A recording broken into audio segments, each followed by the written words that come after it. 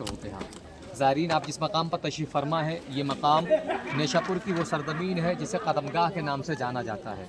हालांकि जो नेशापुर का शहर है यहाँ से तकरीबन 15 किलोमीटर की दूरी पर है।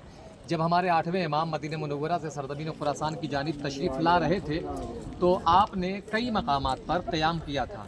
उन्हीं तमाम मकामात में से एक मकाम है सरज़मीन नेशापुर, और नेशापुर की जो सरज़मीन पर आपने क़याम फरमाया था यानी ठहरे थे, वो यहाँ की सरज़मीन है जो पथरीली और जो है पहाड़ी इलाका हुआ करता था। जब इमाम ने यहाँ पर क़याम फरमाया तो लोगों ने यहाँ के जो, क्योंकि जो है ये नेशापुर की सरज़मीन इब्तदा ही से जो इल्म अदब की सरज़मीन थी, और अक्सर जो मुसलमानों की किताबें चाहे वो सुन्नी हो चाहे वो शिया हो, आप देखिएगा जब उनके मौलफ़ीन का नाम पढ़िएगा तो उनमें नाम होगा नेशापुरी, यानी अक्सर मौलफ़ीन किताबों के वो जो है नेशापुर की सरज़मीन से ताल्लुक़ रखते हैं, बड़ी बड़ी किताबों के मौलफ़ीन।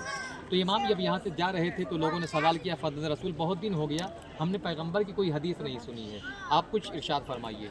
तो इमाम ने 8वें इमाम ने इसी जगह से हदीस सिलसिलतुल ज़हाब इसको कहा जाता है, इमाम ने इरशाद फरमाया था कि मुझसे मेरे बाबा ने, मेरे बाबा से मेरे आबा व अजदाद ने, मेरे आबा व अजदाद से जिब्रील अमीन ने, जिब्रील अमीन से खुदा ने ये कहा है कि कलमा ला इलाहा इल्लल्लाह मेरा इब्तिला है, जो इस किले में दाखिल हो गया वो मेरे अज़ाब से महफूज हो गया। लेकिन इमाम ने फरमाया कि इस किले में दाखिल होने की चंद शराइत हैं और हम अहले बैत उन्हीं शराइत में से एक शर्त है, यानी अगर कोई, इस मतलब ये है कि अगर कोई ला इलाहा इल्लल्लाह की तिलावत करता है तो उसके लिए ज़रूरी ये है कि अहले बैत की मोहब्बत भी ज़रूरी है, वाजिब है।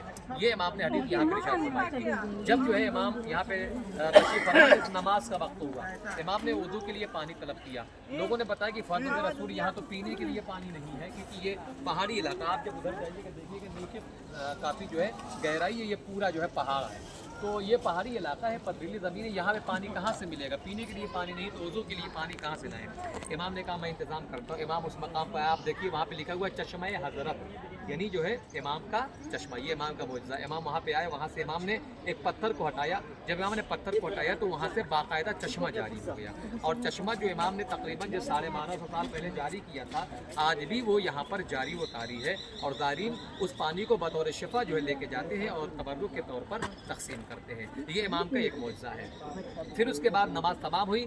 इमाम ने कहा कि अब यहाँ से मेरा इरादा खुरासान की ज़मीन पर है। नेशापुर के लोगों ने फरमाया कि मौला हमारी ख्वाहिश है कि आप यहीं पे क़याम फरमाएं, यहीं पे रुके। इमाम ने कहा क्योंकि जो है मैं नेशापुर के लिए नहीं आया हूँ, मेरा मकसद और मेरी जो असल मंजिल है वो खुरासान और तूस की सरज़मीन है जिसे आज मशहद कहा जाता है। मैं वहाँ के लिए खुदा की तरफ से भेजा गया हूँ और मेरा मकसद, मेरी मंजिल वही है। ये कहते हुए इमाम ने कहा मैं यहाँ पे नहीं रुक सकता। अब लोगों ने कहा फ़ज़ल रसूल आपकी मर्ज़ी, क्योंकि जो है आप फ़र्ज़ंद रसूल हैं, जो आप कहेंगे बेहतर करेंगे, लिहाजा हम ये चाहते हैं कि अगर आप यहाँ से जा रहे हैं तो हमें कोई निशानी देते जाइए जिसको देखकर हम आपको याद कर सके। इमाम ने कहा कि तुम मेरी निशानी चाहते हो? लोगों ने कहा हाँ। इमाम ने कहा कि जो मेरे कदमों के नीचे पत्थर है उसे उठाओ। जब लोग आगे बढ़े और इमाम वहाँ से हटते हैं तो लोगों ने क्या देखा कि जिस पत्थर पर इमाम खड़े हुए थे उस पत्थर पर इमाम के कदमों के निशान मौजूद हैं। यानी आज भी इसीलिए इस सरज़मीन को, इस जगह को कदमगाहे इमाम रज़ा कहा जाता है, क्योंकि जब आप अंदर जाइएगा एक ज़री बनी हुई है। ज़री आमतौर पर, क्योंकि इसमें बहुत से लोग कई बार आ चुके हैं, आमतौर पर जब कोई इंसान ज़री देखता है तो ये ख्याल करता है किसी की कब्र होगी, कोई नबी होगा, कोई इमाम होगा, कोई इमाम के फर्जंद होंगे, नबी के बेटे होंगे, कोई होगा। है यहाँ पर किसी की कब्र नहीं है, बल्कि उस ज़री के अंदर वो पत्थर नस्ब है, वो पत्थर लगा हुआ है जिस पर इमाम के कदमों के निशान आज भी मौजूद हैं, जो इमाम ने नेशापुर के लोगों को बतौर तोहफा दिया था ताकि हमारी याद तुम कर सको या तुम्हारे दिलों में जो है हमारी याद बच सके। तो आज